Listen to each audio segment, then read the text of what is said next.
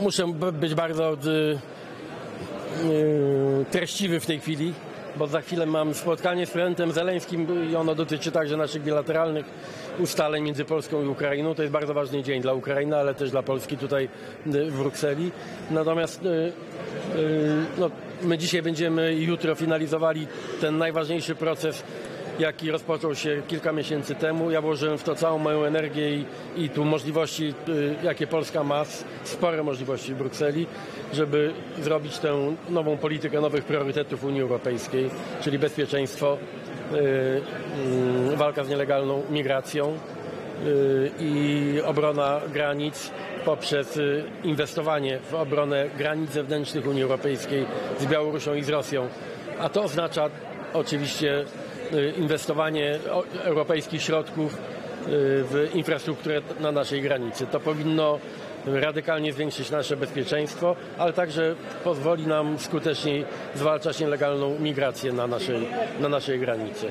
No i oczywiście ten wielki projekt dotyczący Kopuły, czy bezpiecznego nieba. Można nazywać różnie, ale ważne jest, że znajdujemy tutaj partnerów do tego, żeby to stało się też europejską polityką i znajdzie na pewno odzwierciedlenie, nie wiem jeszcze jaka będzie ostateczna redakcja, ale znajdzie odzwierciedlenie w konkluzjach. Czyli bezpieczne niebo nad Europą, bezpieczne niebo nad Polską stało się też, czy staje się na naszych oczach tym politycznym priorytetem dla całej Unii Europejskiej. Więc mamy na pewno powody do na razie umiarkowanej, bo jesteśmy przed, a nie po, ale satysfakcji. Ja jestem z postępu w tych sprawach bardzo zadowolony. Jeśli chodzi o stanowiska, to będzie długa dyskusja. Giorgia Meloni może to w jakiś sposób też przedłużać lub blokować?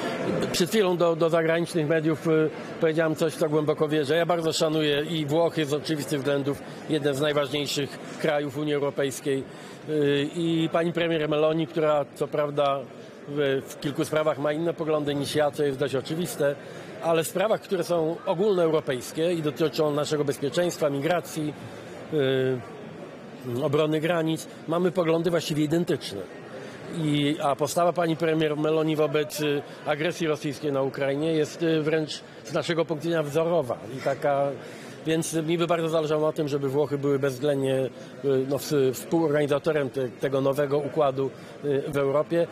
Jest trochę emocji, no ale tak naprawdę to może wynika z jakichś nieporozumień bardziej. Wiadomo, że ktoś z kimś musi się spotykać, żeby ten proces mianowania nowych najwyższych urzędników europejskich, żeby on szedł do przodu. I dlatego te największe partie, ja wśród nich jako jeden z negocjatorów, spotkały się po to, żeby ten proces ułatwić, a nie komukolwiek życie utrudnić. Ktoś musi się spotkać, ktoś musi przyjąć jakąś pozycję, jakieś stanowisko, żeby w ogóle ten proces ruszył do przodu.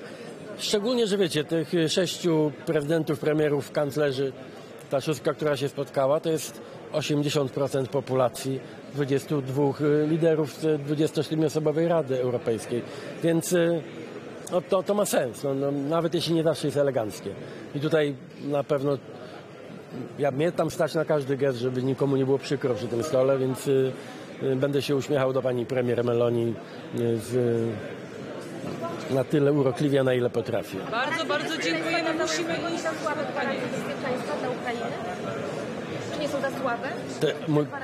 Mówi pani o europejskich, czy o tych, które kończymy przygotowywać jako Polska? One są powtórzeniem tych zobowiązań de facto, które Unia Europejska podjęła. Mają walor na pewno bardzo ważny, symboliczny. Gdyby były za słabe, gdyby były bez większego znaczenia, prezydent Zeleński nie przyjeżdżałby dzisiaj tutaj osobiście uczestniczyć w tej uroczystości. Jak się domyślacie, ma różne ważne rzeczy na głowie, więc zawsze może być więcej, ale słuchajcie, bo akurat dobrze pamiętacie historię ostatnich lat tutaj w Brukseli. Zobaczcie, gdzie dzisiaj jest Europa. Jakie mamy wspólne europejskie stanowisko w sprawie Rosji. Pamiętacie ten czas, jak byłem szefem Rady Europejskiej, jak niektórzy stukali się w głowę, że ja jestem jakiś maniak i jestem jedyny, który o tej Rosji mówi złe rzeczy. A dzisiaj to jest absolutnie obowiązująca narracja dla wszystkich. Więc naprawdę nie narzekajmy, bo w tej sprawie Europa się bardzo posunęła do przodu. Bardzo dziękuję.